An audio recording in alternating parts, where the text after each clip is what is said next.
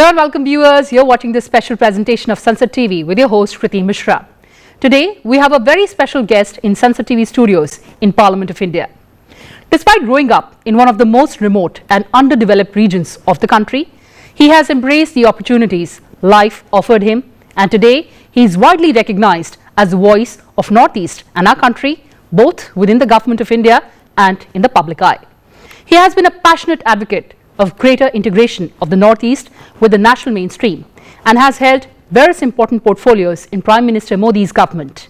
His career encompasses multiple significant responsibilities that demonstrate his persistent dedication to public life as well as the advancement of his home state and the country. Let's welcome Parliamentary Affairs Minister and Minority Affairs Minister, Mr. Kiren Rijiju.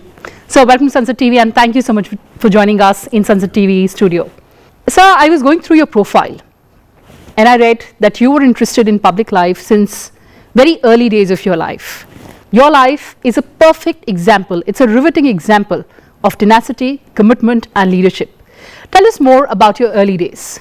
Our state, Arunachal Pradesh, is located in such a place which remains far away from the mainland, from Delhi, from the seat of the power. And because of that, and as part of the northeastern India, we failed to draw the attention of the country as a whole. So we remain isolated for a long time. After 1962 Chinese aggression, the state which was known as NEFA those days, somewhat came to the limelight, but yet not as a part of the mainstream. But after 2014, it came into mainstreaming. Yes. So in this background, I had to check out my own course of life. So my childhood, as a situation I explained, remained in a far away, in a remote border village. I had to in a way see the world only when I passed matric. Before matric, I was completely in an isolated world. So my childhood was in a very isolated condition, in a rural lifestyle, remained very exclusive as a boy who grew up in the rural area and not exposed to the world. When I started realizing that we are not in the minds of the people, that I realized after I did my matriculation. So I realized that people don't know us. So I started becoming very active socially, politically at a very young age. And by the time I came to Delhi to study in the college, Hansraj College, and later in the Campus Law Center for my LLB, I was very vocal and very active in social as well as political works. So that is how I came into politics at an early age. And then, of course, since 1999, I am in the public life. So what was that moment, the defining moment where you decided, no, that this is going to be my field? Well, during Atalji's time, I fought the election, but I lost. So I met Atalji and told him that I have lost the election, what to do. So he, point blank told me that don't worry, this is just a beginning. So he appointed me as a member of the Khadi Commission in 1999. At just the age of 31? Yeah. So then I got the exposure straight away. At the same time, I was General Secretary of the Bharatiya Janata Party in the state. So I came into quite a, in a public, limelight. In a way, I got responsibility at a very early age. Yes. So as a General Secretary of the party, I had the responsibility to drive the party activities and to build a party's base in Arunachal Pradesh, because BJP was not very well-known political party in Northeast. So I had to build a base of the party and then also discharge my duty as the member of the Khadi Commission. Yes. Then 2004, I again contested and I won the election with a very big margin. It was quite surprising for many people because to defeat the Congress in Northeast was a considered Herculean task. So since 2004, I am in the parliament and trying my best to perform as a parliamentarian.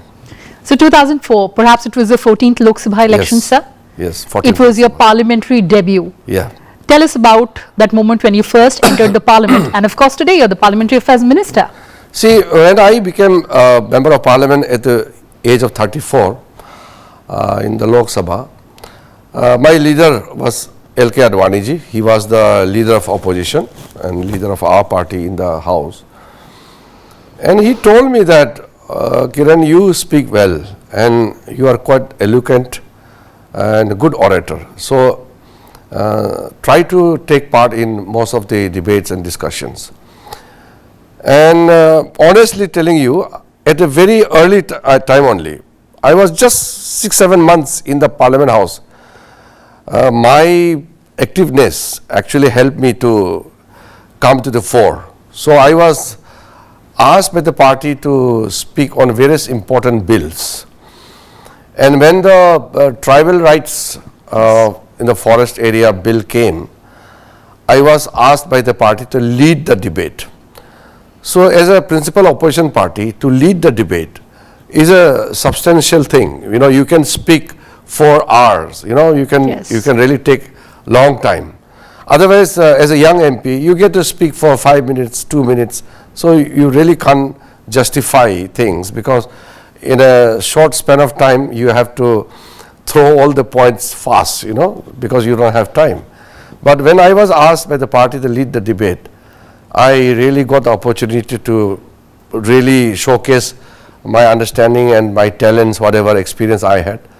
So at that age, and even very early tenure of my 14 Lok Sabha, I was made to speak on almost all the major issues in the Lok Sabha. And end of my tenure in 14 Lok Sabha, I think around 2008, there was a media polls. Those days, media used to assess the performance of MPs.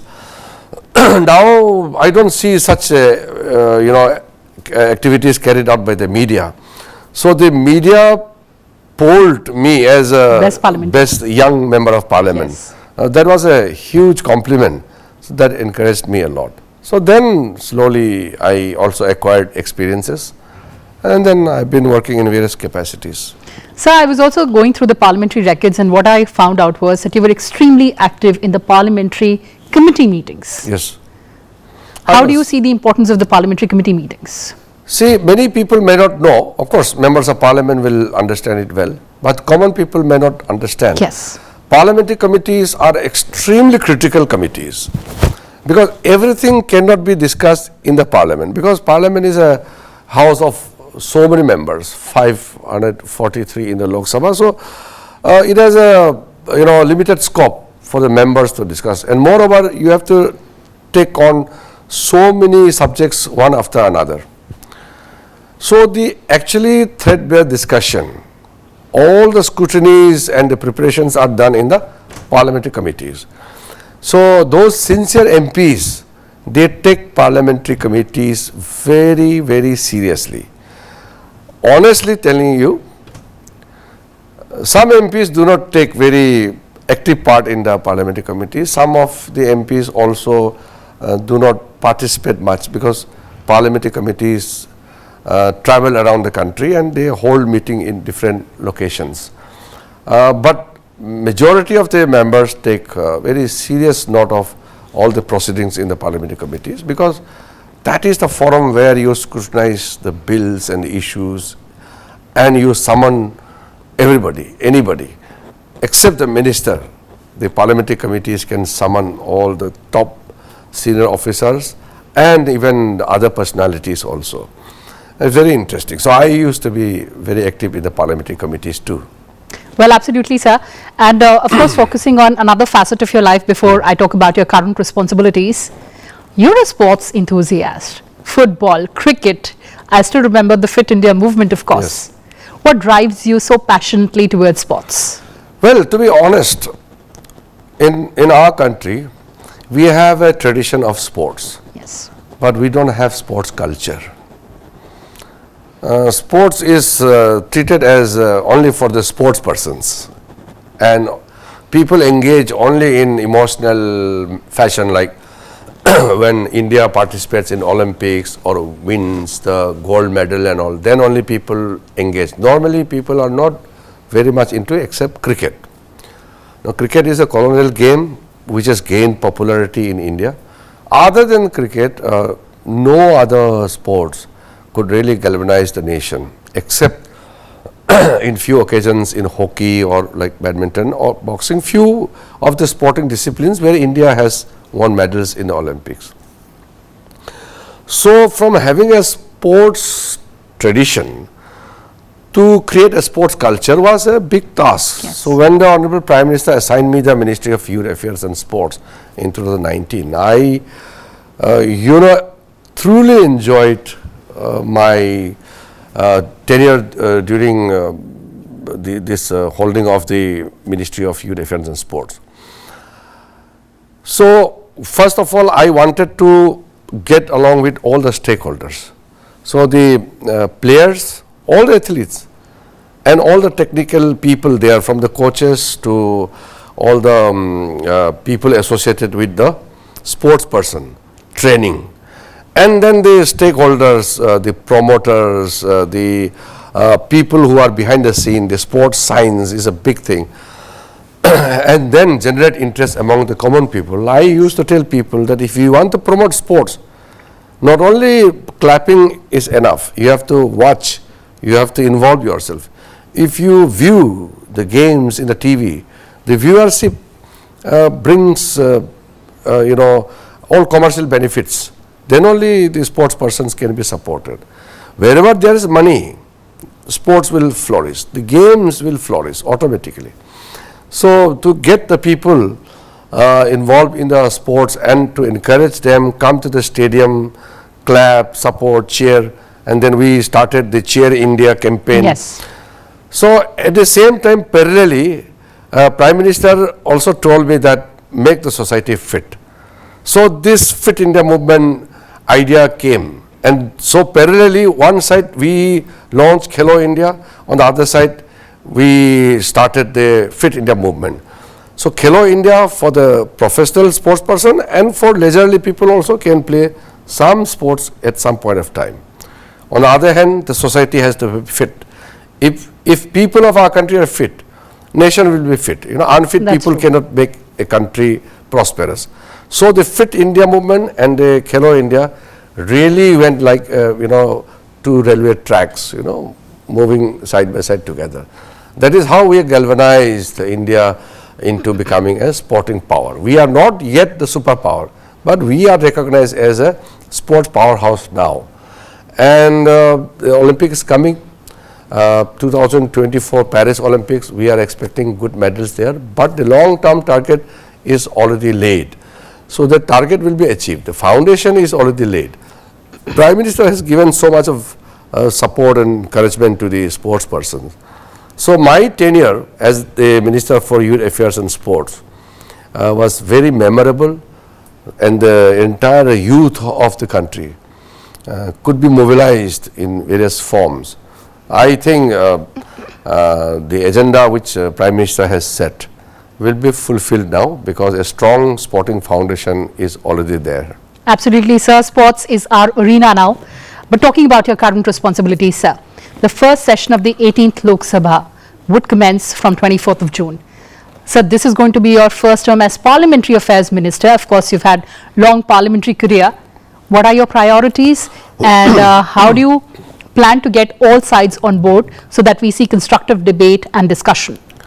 Well, as a Minister for Parliamentary Affairs, I have a task in hand, and whether you are running a coalition or a full-fledged majority, you have to manage the floor. And I always said that, not even now, before also, that each member has a role. Yes. You know, some people may say that some political parties have larger size, means more members of parliament. That is true, because democracy runs with numbers. That's true. But I go beyond that. I want a parliament which is vibrant, which is accommodative, and also which devotes a proper time for quality debates and discussions. So I would be naturally, as a minister, keeping in close touch with all the floor leaders, and not only that, all the members, individual members. Many parties have single MPs. That's true. You know, many people are, you know, elected through as an independent candidate. So I will be, you know, keeping in touch with all the members. All the, you know, honorable members will enjoy equal support from my side, but the treasury bench and the opposition bench will have to understand that the parliament belongs to all. That's true. It only doesn't belong to opposition or ruling.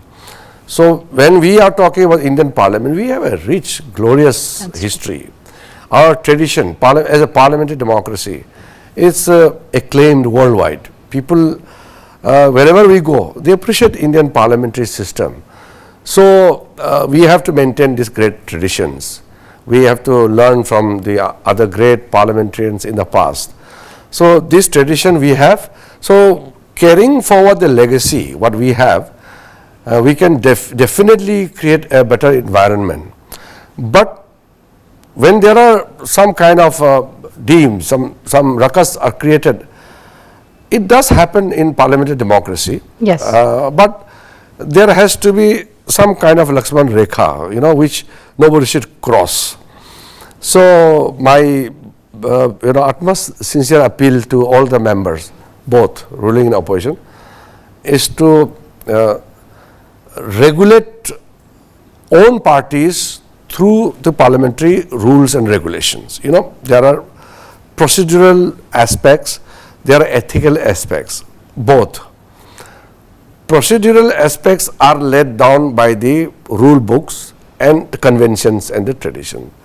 And the ethical thing is how you conduct as a good parliamentarian. That's right. Everybody has got a mandate to represent their people in the house. So you have to conduct yourself in such a way which really justifies your position as a member and also justifies your election by your people. So Well, it's very important. That's true. So two very important words that you used, accommodative parliament and vibrant parliament. Of course, we look forward to that, sir. But talking about minority affairs, the government has maintained that it believes in empowerment and not entitlement. The government has always said, the Modi government has always said that it is about Sabka Saath, Sabka Vikas. So as Minority Affairs Minister of India, what are your priorities? Well, first of all, as Minister for Minority Affairs, my approach is from the mantra of Sabka Saath, Sabka Vikas. So minority, if you say by definition, we have 6 minority communities in our country. So I have a very bounded duty to ensure that all these 6 defined minority communities in our country are given equal opportunities through the government works and all other welfare schemes and programs. But the message is important.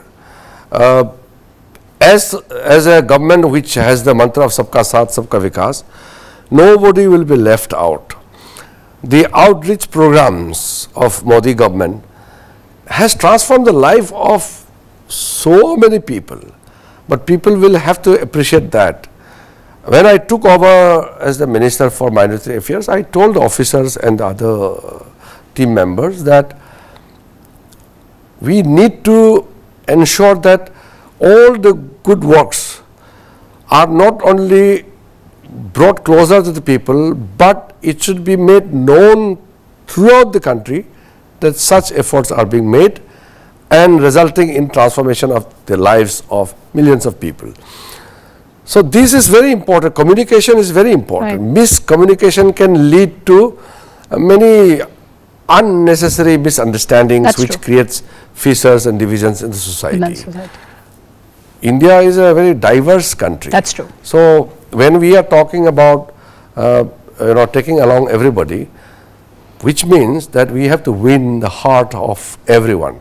So Modi ji has done so much for the minority communities in last 10 years, which deserves appreciation and acceptance. So that is my primary duty, not only implementation but also to make people know that such things are done and the result is all before us. Well, absolutely, sir. And before we end this conversation, sir, I'm compelled to ask you about the Northeast.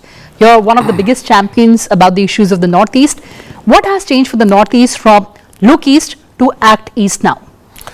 See, many people may not understand the concept of Act East policy. Narasimha Rao had started this Look East policy in 1991 when he went to Singapore to attend the ASEAN conference. He understood the importance of Northeast when we talk about our relationship with eastern part of the world, the Southeast and eastern part. If you see the map, the Southeast Asia, the ASEAN, 10 Yes. ASEAN countries, geographically it begins from northeastern part of India. So Northeast can work as a bridge. So when Narasimha Rao started this very positive Look East policy, but unfortunately later on it did not translate into action. That's true. So Modi ji believes in action. So the Look East has been translated and changed into Act East, means the policy backed by action. So now the entire northeastern part of India is totally transformed if you see the infrastructure and other soft developmental works. So this Act East policy is integrating the eastern part of India, Northeast, and closely connected with the eastern part of the world, because we don't live in isolation now. We are global community, so we have to trade and cooperate globally. So this is what Modi ji has transformed the Northeast through Act East policy. It's a very transformational policy which require much more debate and discussion. People really don't know much about the Act East policy, but on the ground it has transformed entire northeastern India. And that transformation is tangible, sir. It's Yes. visible. Well, on that note, thank you so much for joining us, sir, and of course sharing all those finer details about your life. But all the very best for your new role and all your future endeavors. Thank you very much. Thank you. Well, viewers, that's all we have for you in this edition. Thanks for watching and stay tuned to Sansad TV. Goodbye for now from my side.